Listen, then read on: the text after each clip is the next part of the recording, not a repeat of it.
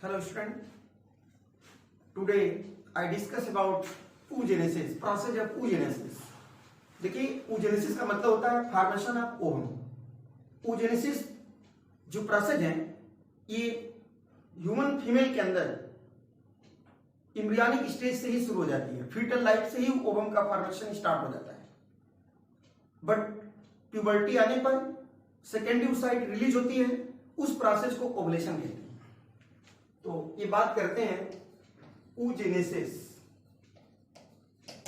इसका मतलब होता है formation of ovum in ovary is known as, तो उसको oogenesis कहा जाता है. मतलब ओवम के फॉर्मेशन को क्या बोलते हैं? oogenesis कहते हैं. Started during fetal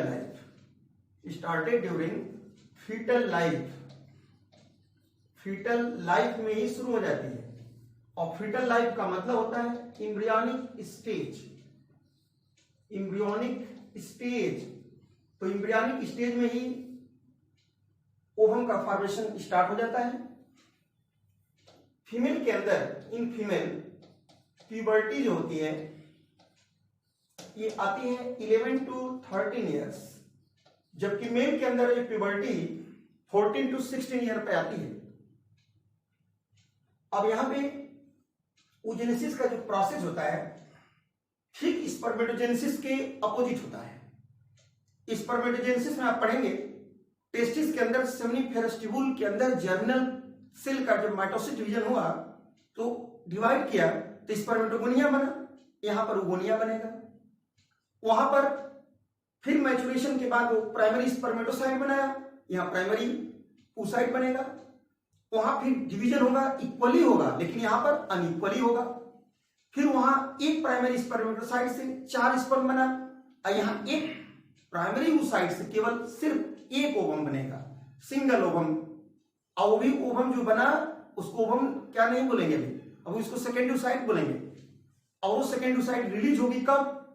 menstrual cycle के ठीक 14 डेज पर रिलीज होगी. उस प्रोसेस का नाम होता है ओवुलेशन. तो इस ओवम के बनाने में एफएसएच का रोल होता है, और ओवुलेशन में एलएच सर्ज, एलएच हार्मोन का रोल होता है. तो यहां पर इसका सीक्वेंस क्या है देखेंगे आप.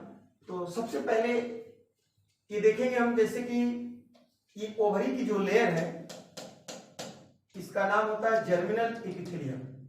ये जर्मिनल एपिथेलियम जब डिवाइड करेगी तो इससे देखिए बहुत सारे नंबर में सेल्स बनेंगी, उनका नाम देते हैं ओगोनिया. ये ओगोनिया होती हैं. ये ओगोनिया फिर शेप साइज में थोड़ा बड़ी हो जाएंगी तो उसको बोलते हैं प्राइमरी, ये oocyte कहलाती हैं. प्राइमरी oocyte जब डिवाइड करती हैं तो इसका मतलब कि इसका मियासिस कौन सा होगा? फर्स्ट. जब इसका मियासिस फर्स्ट होगा तो एक बड़ी साइज में एक छोटी साइज में, देखिए यहां यही अंतर था स्पर्मेटोजेनेसिस में कि ये जो होगी बड़ी साइज की बनेगी, एक छोटी बनेगी. तो जो बड़ी साइज की बनी उसका नाम है सेकेंडरी oocyte, और जो छोटी साइज की है उसका नाम है फर्स्ट पोलर बॉडी का फॉर्मेशन हुआ. ये फर्स्ट पोलर बॉडी बना. इसकी भी प्राइमरी हैप्लॉइड है और सेकेंडरी स्पर्मेटोसाइट की प्राइमरी हैप्लॉइड है. इसका मतलब सेकेंडरी स्पर्मेटोसाइट ही बाद में ये चेंज होगा ओवम के अंदर. तो यहां पर आप लोग देख रहे हैं, इसको हम लोग कहते हैं क्या? मल्टीप्लिकेशन फेज हुआ. इसको हम क्या कहते हैं? ग्रोथ फेज हुआ. और इसको क्या बोलते हैं?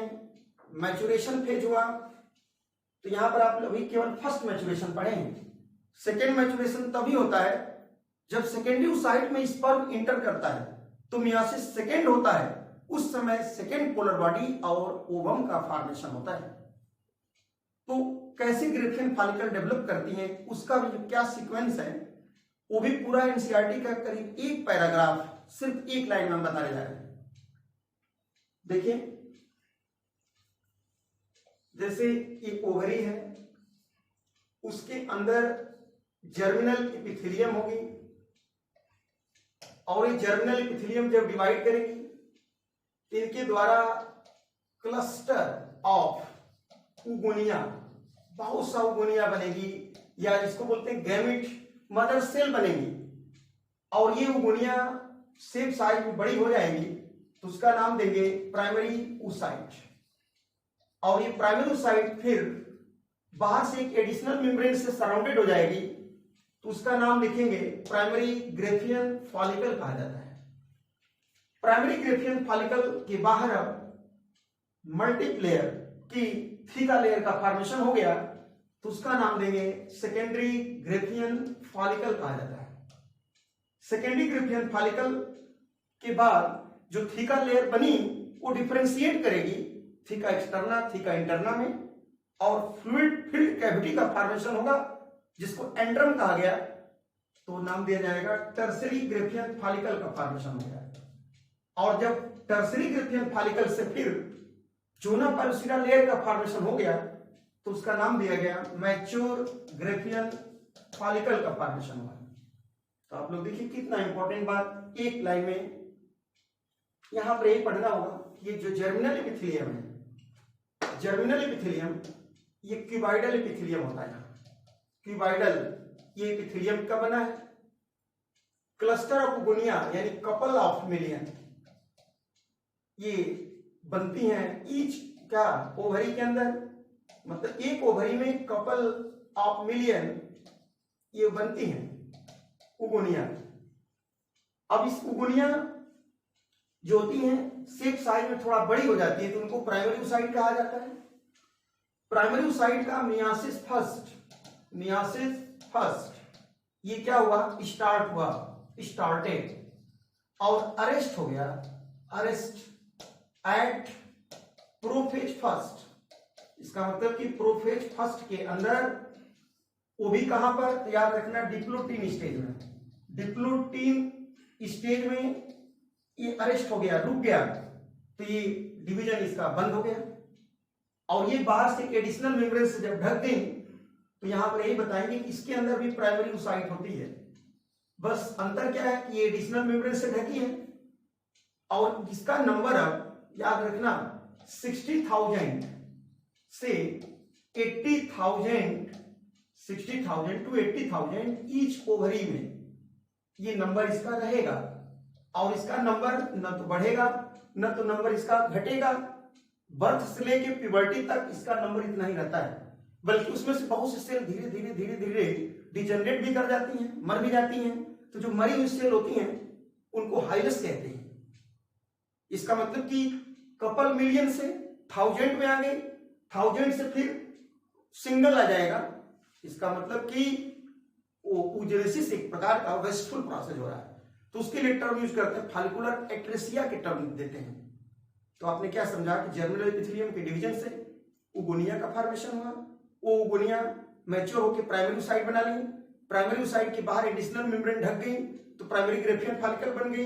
प्राइमरी ग्रेफियन फॉलिकल फिर की लेयर, सिंगल जो लेयर थी वो डिवाइड करके मल्टी लेयर बना ली। तो यहां पर देखिए मल्टी लेयर हो गई, थीका लेयर यहां बन गई, लेकिन यहां भी प्राइमरी oocyte ही है। फिर सेकेंडरी oocyte देखिए ट्रांसफर हो रही है टर्सरी में।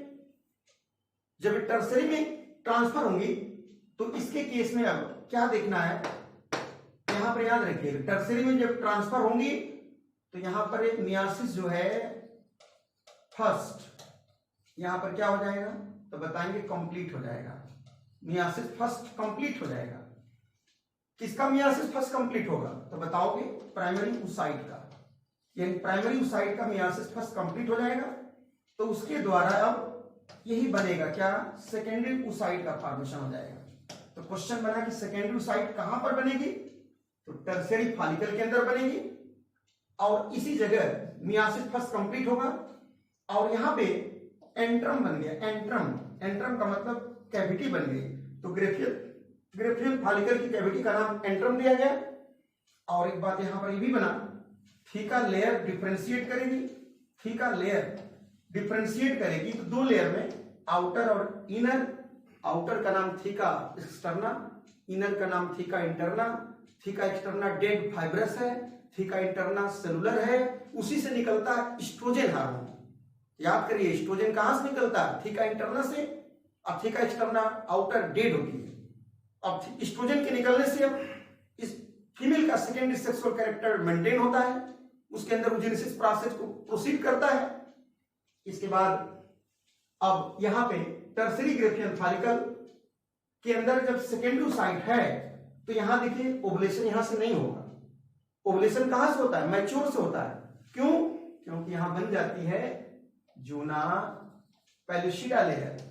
जूना पेलुसिडा, तो जूना पेलुसिडा जो लेयर बनेगी मैच्योर ग्रेफियन फॉलिकल में बनेगी, तो यहीं पे अब सेकेंडरी साइट यहां से क्या होगी? रिलीज हो जाएगी। जब सेकेंडरी साइट रिलीज होगी तो इसी प्रोसेस का नाम देते हैं ओवुलेशन। तो इसका मतलब ये पॉइंट बना कि ओवरी इसके अंदर बना mature Graafian follicle, mature Graafian follicle से रिलीज हो गई सेकेंडरी साइट, तो इस प्रोसेस का नाम दिया गया ओवुलेशन। ओवुलेशन के बाद remaining part mature Graafian follicle transfer into corpus luteum.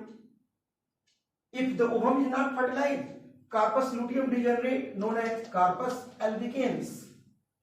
तो देखिए यहां हार्मोन का सीक्वेंस है।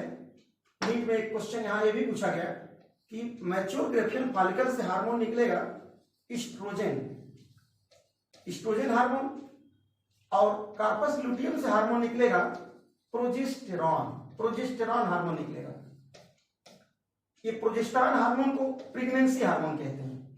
प्रेगनेंसी, देखिए प्रेगनेंसी ये हार्मोन के नाम से जाना जाता है।